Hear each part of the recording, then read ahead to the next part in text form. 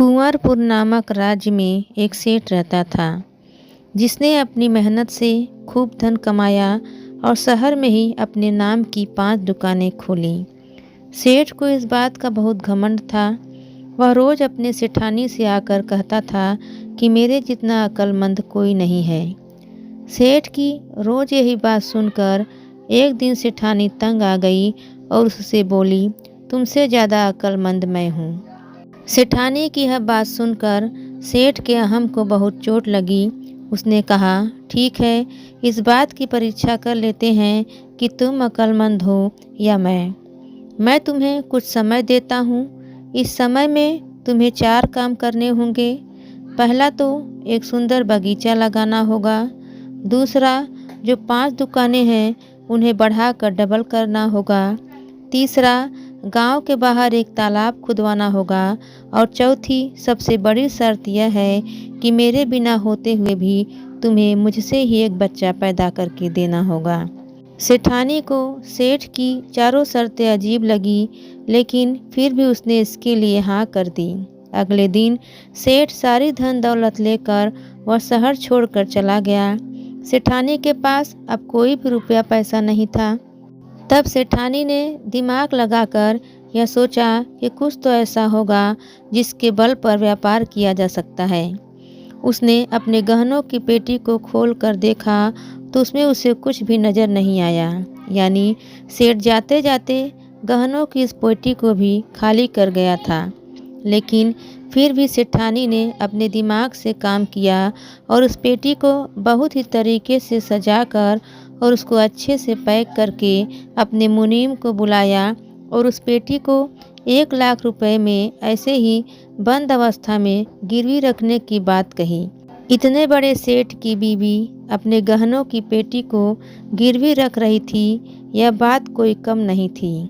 इसलिए किसी ने भी इस बात के लिए इनकार नहीं किया और सेठानी को आराम से उस पेटी को रखकर 1 लाख रुपए मिल गए, जिससे सेठानी ने व्यापार करना शुरू कर दिया।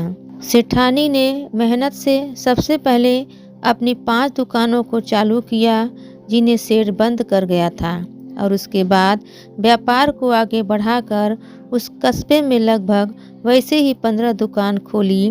फिर एक बड़ा तालाब बनवाया और उसके पास ही एक शानदार बगीचा लगाया, जिसे तालाब के पानी से सींचा गया तो वह बगीचा कुछ ही दिनों में लहलहा उठा। फिर कुछ दिन बाद सेठानी ने मुनीम को बुलाकर उससे कहा कि वह कुछ समय के लिए तीर्थ यात्रा के लिए जा रही है, तो वह सारे व्यापार को संभाल ले। मुनीम से आश्वासन मिलने के बाद सेठानी अपना भेष बदलकर उस शहर में पहुंची जहां उसका सेठ रहता था।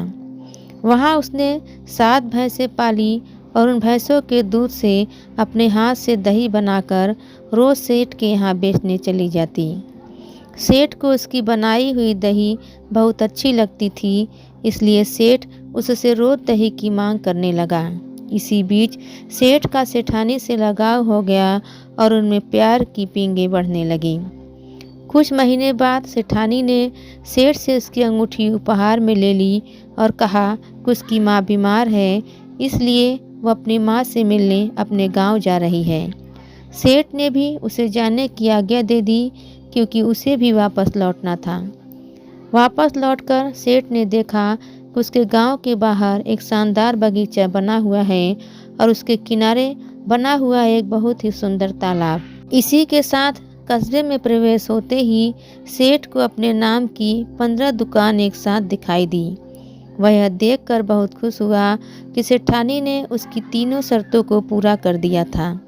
अभी वह हैरान खड़ा ही था कि सेठानी एक बालक को अपने गोद में लेकर उसके पास पहुंची और उसने कहा कि आपके न रहते हुए भी उसने एक ऐसे बालक को जन्म दिया है जो उसी का है। यह बात सुनकर सेठ हैरान रह गया कि ऐसे कैसे हो सकता है। वह गुस्से में अभी कुछ कह पाता उससे पहले ही सेठानी ने मुस्कुराते हुए वह अंगूठी उसके पास रख दी, जिसे वह सेठ से उपहार में लेकर आई थी, और बोली कि इस अंगूठी का स्वामी इस बालक का पिता है। अंगूठी को देखकर सेठ सब समझ गया और उसे अस्वीकार करते हुए बहुत हर्ष हुआ। उसकी पत्नी उससे भी कहीं ज़्यादा बुद्धिमान है। इस कहानी से हमें यह सीख मिलती है कि चतुराई, समझदारी और धैर्य किसी भी कठिन परिस्थिति को आसान बना सकते हैं।